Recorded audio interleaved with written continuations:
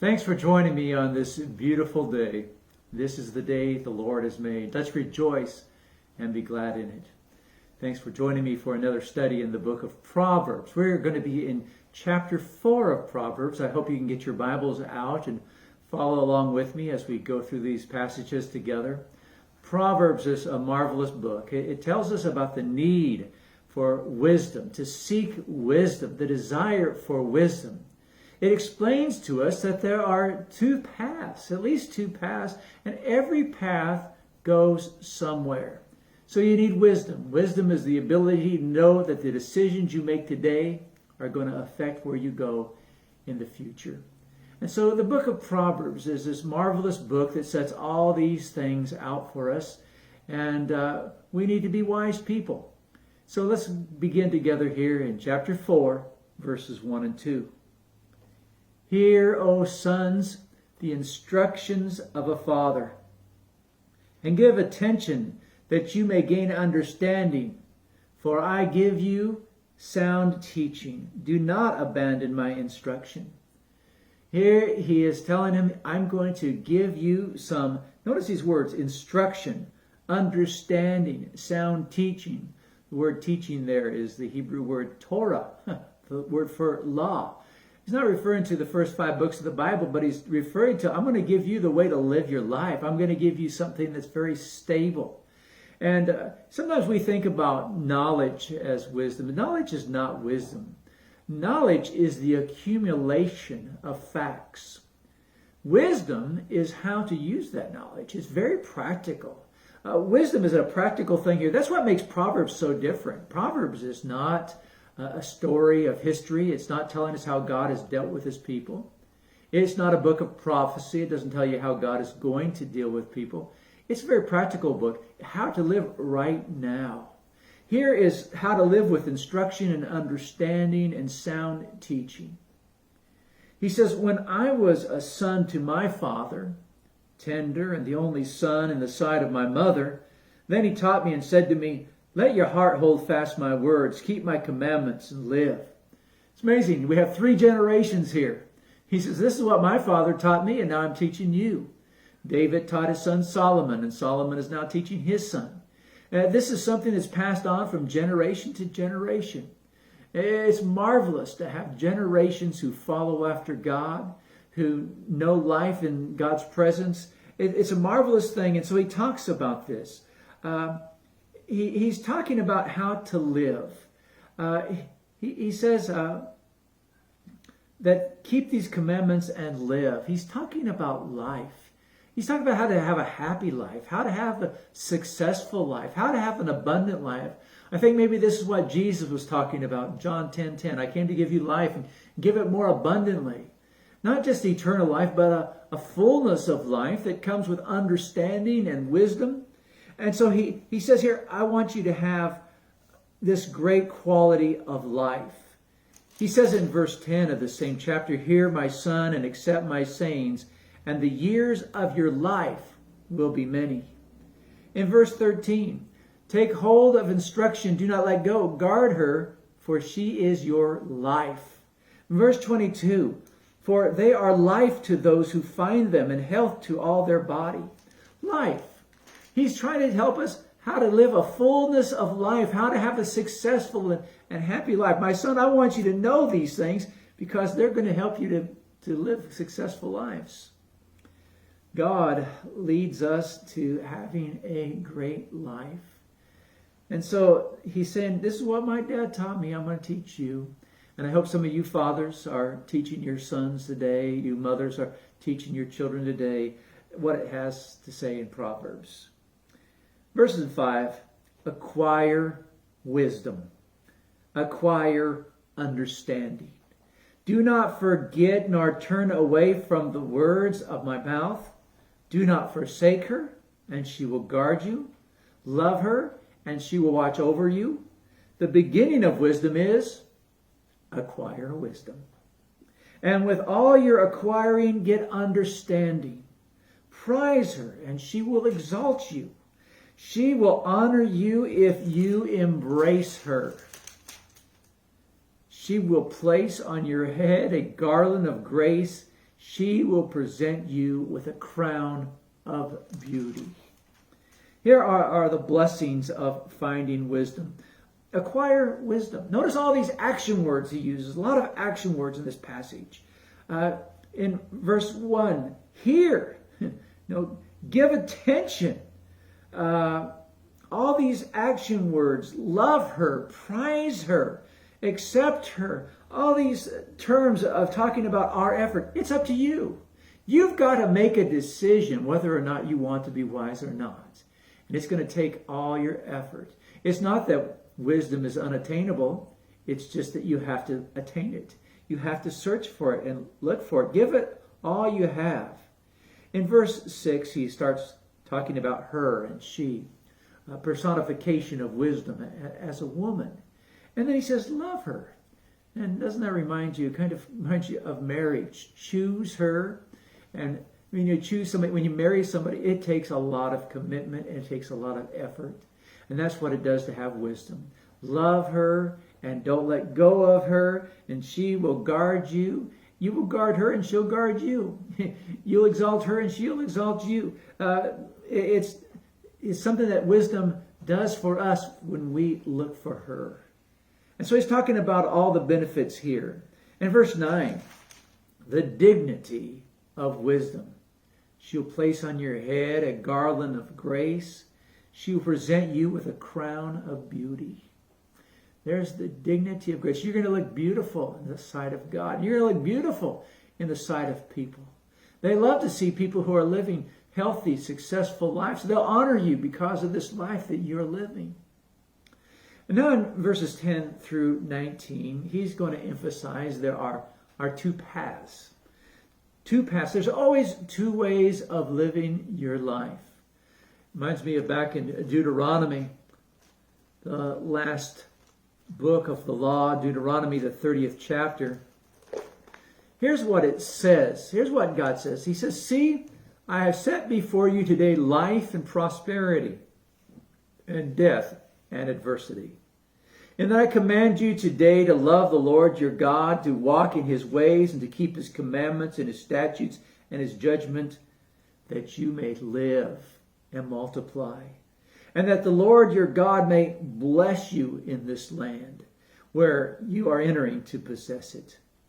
But if your heart turns away and you will not obey, but are drawn away and worship other gods and serve them, I declare to you today that you shall surely perish. You will not prolong your days in the land where you are crossing the Jordan to enter and possess it. Notice verse 19. I call heaven and earth to witness against you today, that I have set before you life and death, the blessing and the curse. So choose life in order that you may live, you and your descendants. God says, I place in two paths in front of you. Choose the path of life. Choose the path of prosperity. And that's what Solomon is reminding his son. Hear this, my son, accept these sayings here, that that God has put two ways, two paths, two lifestyles, two worldviews in front of you. Which one of the lifestyles here? And the idea of walking and running and paths all refer to our lifestyle. He's talking about a lifestyle that we will emulate. What kind of lifestyle will you have? He's saying one lifestyle is healthy and the other is not healthy. And so verses 10 through 13, he talks about the benefits of wisdom. Notice the benefits. I've directed you in the way of wisdom. I have led you in a upright path. When you walk, your steps will not be impeded. And if you run, you will not stumble. The idea of stumbling, stability in the Old Testament was pictured by a man who has his feet spread apart about shoulder length. He's standing there and you can't push him. You can't move him. He is solid. He's stable. He's on firm ground. And he says, you can have stability or you can stumble. And foolishness is always looked at as being on a slippery place. You just don't have anything to stand on. He says, wisdom gives you stability, something to stand on so that you will not stumble. And so we have the benefits here. The do's, take hold of instruction. Do not let her go. Guard her, for she is your life. Then the don'ts, verse 14, do not enter the path of the wicked, and do not proceed in the way of evil men. There's the do's and the don'ts. There's the right and the left path. There's the right and the wrong path. There's the way you should go and the way you should avoid. And how miserable are the wicked. Notice these words. For they cannot sleep unless they do evil, verse 16. They are robbed of sleep unless they make someone stumble. For they eat the bread of wickedness and drink the wine of violence. Wow, how miserable. Their whole life is wrapped up in things that are wicked and things that are evil. They're just thinking about the next conquest they'll have, the next thing they can overcome. They're just wrapped up in this evil. And then he gives the summarization in verses 18 and 19. But the path of the righteous is like the light of dawn that shines brighter and brighter until the full day. The way of the wicked is like darkness. They do not know over what they stumble. I like this, verse 18. The path of the righteous is like the light of dawn that shines brighter and brighter. You know, when you start off in the path of wisdom, you just find more wisdom. Back in chapter 1, verse 5, remember these words. A wise man will hear and increase in learning. A man of understanding will acquire wise counsel. How do you know a wise man? He's looking to get wiser. Brighter and brighter. His life just gets better and better. Reminds me of Paul in chapter 12 of Romans. I beseech you, therefore, brethren, by the mercies of God, that you present your bodies as a living sacrifice, holy and acceptable to God, which is your reasonable form of service. And do not be conformed to this world, but be ye transformed by the renewing of your mind, that you might prove what the will of God is, that which is good and acceptable and perfect. What he's saying here is when you start giving your life to God, you're going to find out something from experience. You're going to prove that God's will, that God's way is what is good and acceptable and perfect. It is the way to go. You see, you choose wisdom, and you're going to find out that this is the way to go. This is the way to live. And the way of the wicked, he says, is like darkness. You stumble in darkness. I don't know if you've ever been out on a really dark night. I remember one time when I was a teenager.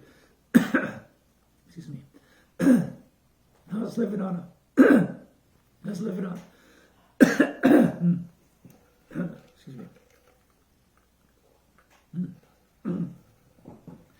I was living on a farm for a summer. And one night I was about ready to go to bed. And somebody hollered, "Oh no, the bull's got out of his pen and we think he's in the oat field. Hurry up, come on, let's go." And I threw my shoes back on and go running out of the house and go running out into the field. And all of a sudden I found myself in pitch blackness. I mean, I could not see my hand in front of me. I was running towards the sound, hoping I wouldn't run into anything. And then they said, "Okay, he's heading back to the pen." And I realized I was between the oat field and the pen. I turned around and started running as fast as I could, and I fell. And I could hear that bull coming towards me, and I could not get up. And I don't know what kept that bull from stomping me, but he ran right past me. But boy, it was frightening. You see, when you're out in the darkness, you don't even know where you're at. You just stumble, and it's dangerous out there. And that's what he says. It's like to not walk in wisdom. The wicked just stumble, and they fall, and they hurt themselves over and over again. And then we have the last section here, verses 20 through 27. My son, give attention to my words. Incline your ear to my sayings. Do not let them depart from your sight. Keep them in the midst of your heart, for they are life to those who find them, and health to all their body. Watch over your heart with all diligence, for from it flow the springs of life. Put away from you a deceitful mouth, and put devious speech far from you. Let your eyes look directly ahead, and let your gaze be fixed straight in front of you. Watch the path of your feet, and all your ways will be established. Do not turn to the right nor to the left. Turn your foot from evil. You notice here how he mentions all the parts of our body. Turn your ear away. Depart from this. Don't let this depart from your sight, your body, your heart, your eyes, your feet. Everything is mentioned here. It takes everything we have to live in wisdom. And that's what he's talking about. Your body, put everything into it. Every aspect of your life should be directed by wisdom. Verse 23 is interesting when he says, watch over your heart with all diligence, for from it flow the springs of life. How much does that sound like the Sermon on the Mount, where Jesus talks about our heart and the things that flow out of our heart? Whatever is in you will come out of you. And so it starts with our innermost being, our understanding of how life is. It begins with what's inside of us, and practicing things will make our insides look good so our outsides will look good. And so he talks about this heart, and everything from in our heart springs to life. And in verse 26, he says that all your ways will be established. Every aspect of your ways will be established. Every part of your life. The best example of this is Jesus. Jesus personifies all of this. Some of you remember J.T. McClung. Not everybody here will know who J.T. McClung is. J.T. McClung lived to be over 100 years old, and he worshiped with us here at Oregon City for a number of years. What you might not realize is that I knew J.T. almost my entire life. He came to where I worshiped. He was a full-time counselor in the church that I attended. He had a certificate in counseling, and he was my Bible class teacher when I was in middle school. And I remember him talking about what makes up a man. A person is made up of body. It is physical. It is mental. It is social, and he is spiritual. He's made up. People are made up. Everyone is made up of these four things. The physical, and verse 22. They are life to those who find them, and health to all their body. Health to all their body. This physical aspect. If you could sell this on Amazon, everybody would buy it. This health to the body. It's a mental thing. He says, watch over your heart. He talks about our heart. The mental aspect, our intellect, our will, our conscience. And then he talks about the social aspects of wisdom. Back in chapter 3, in verse 4, he says, so you'll find favor and good repute in the sight of God and man. You'll have a life of honor before people. Socially, you'll look good. Most of Proverbs are how to deal with other people. And then spiritually, you'll grow spiritually through this. Chapter 1, verse 7. Of course, we know this. The fear of the Lord is the beginning of knowledge. Looking to God, acknowledging God, worshiping God, that's the beginning of knowledge and wisdom. And it says here in the book of Luke that Jesus grew in these ways. Remember that? Jesus grew in wisdom and stature and favor with God and man. He grew in wisdom. He grew mentally. He grew in stature. He grew physically. In favor with God. He grew spiritually and man, socially. Those things are so important to wisdom. Wisdom is something that will help us physically. It says, take care of your body. This is the only one you'll get. Watch how you behave and deal with your body. Physical education is so important, and taking care of your body is so important, and maintaining your weight and exercise is so important. It's not that hard. Just burn up more than you take in. Exercise more and eat less. I mean, that sounds so simple, but take care of your body. This is the only one you're going to get. It's going to have to last you your entire life. And then he says, mentally, the discipline of study. I wish I had learned this when I was really young.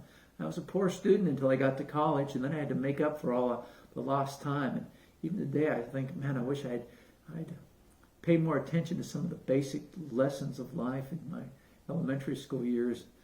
And then socially, there's some just basic lessons we're going to learn about how to live with other people. I mean, how much more basic can you get than be nice, say you're sorry, forgive other people. And then spiritually, Spend time with God. Study your Bible. Pray. Fellowship with other Christians.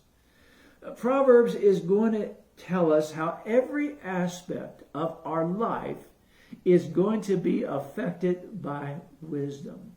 Acquire wisdom. Look for wisdom. Well, thanks for joining me today. I hope you can join me next week as we go to chapter 5. May God bless you this day.